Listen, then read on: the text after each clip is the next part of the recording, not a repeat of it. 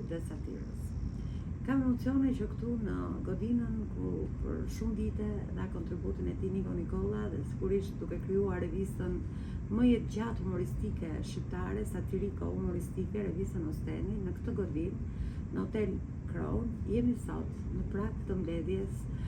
së parë të jurisë së konkursit mbarkombëtar të letërsisë së humorit Niko Nikolla. Ka qenë një udhë gjatë dhe sigurisht e vështirë, jo e lehtë, për të vetmin fakt kur kujtojmë se kjo lloj letërsie është një letërsi shumë filozofike, shumë emocionale, shumë domethënëse, plot kulturë, plot pikpamje të cilat e civilizojnë një shoqëri, por për fat të keq, jo me atë mbështetje që kjo lloj letërsie duhet kishte. Kështu e nisëm të tretin edicion të këtij konkursi, të konkursit të letërsisë mbarkombëtare të humorit, Niko Nikolla, me këtë dyzim, por me bindje të qartë që në fund të këtij edicioni ne do të arrinim të kishim prurje shumë serioze, ashtu sikundër ne shikojmë këtu, dhe do t'i jepim pa diskutim një shtys shumë të madhe kësaj lloj letërsie. Unë do të përmend disa nga autorët që kanë rritur në zyrën e këtij konkursi. Do të falenderoj Ninën, e cila ditë pas dite, hap pas hapi, ka arritur të krijojë një komunikim të mrekullueshëm me autorët të cilët kanë pasur mirësinë dhe kanë dorëzuar veprat e tyre të humorit të krijuara, e cilësoj këto me shumë sakrificë, në redaksinë e këtij konkursi. Dhe nuk jam pak. Unë duhet të cilësoj Zotin Bujar Kategjiu, një libër shumë voluminoz me poezi, humor dhe satirë, të shoqëruar sigurisht me penelin e tij të art, do të thoja unë, të gjitha poezitë që ai ka hartuar. Kupola e nderit, do të thoja, dhe ndiem sërish emocionuar të kemi në dorë një manual, do të thoja unë, ose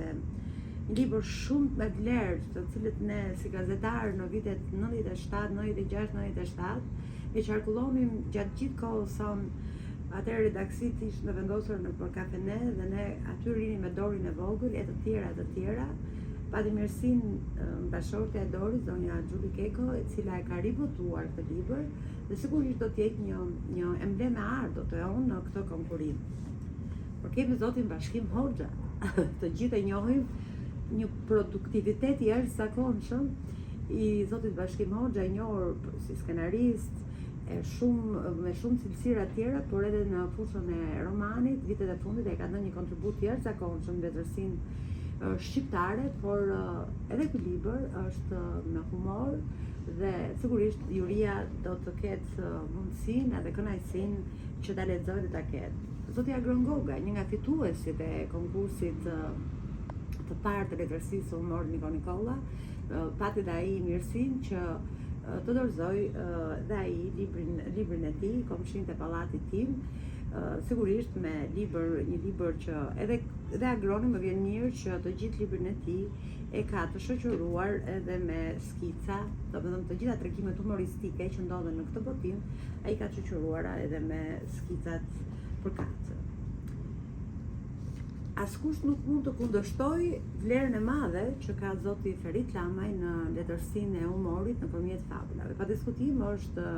Ezopi shqiptar, është një fabulist mjaft i njohur, i cili me një durim vetmëtar, do të thoja, ditë pas dite dhe ai krijon dhe arritjet e tij sigurisht janë të jashtëzakonshme në fabulën jo vetëm shqiptare, shqiptare, europiane dhe botërore, i nderuar me shumë çmime. Ajo që do të thoja këtu është që kemi dhe libra studimor dhe ky libër i zotit Ferit Lamaj pikërisht ka një vlerë të jashtëzakonshme sepse analizon satirën dhe humorin e një kolosit të madh të letrave shqipe, zotit Ismail Kadare. Kështu që dhe ky libër do të thoja do të jetë një gur i art në këtë konkurs që ne po zhvillojmë. Toma Goga, edhe një njeri i jashtëzakonshëm, do të thënë një shkrimtar shumë i mirë i humorit, i cili punon dhe ai ditë pas dite, edhe pse me kushte shumë vështira, do të thoya financiare, sepse nuk paguhen për mundin këta autorë të humorit dhe satirës. ka sjell 2 botimet e tij të fundit, kilometrin 70 në kilometrin 70.